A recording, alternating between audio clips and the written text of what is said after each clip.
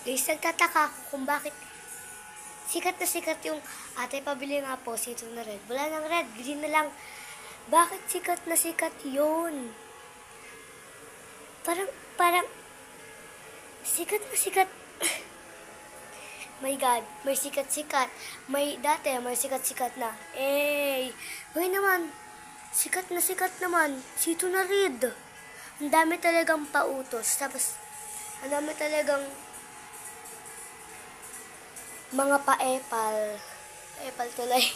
Mga content level na minapopost ng bago.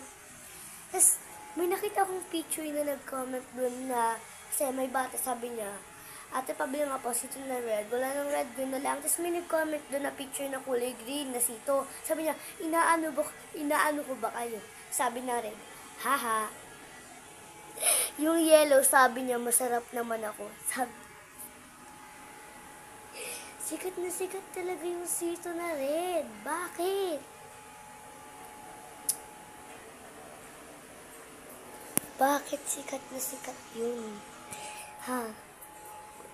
Bakit sikat na sikat yun?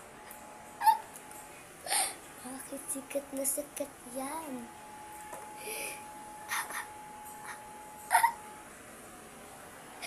Comment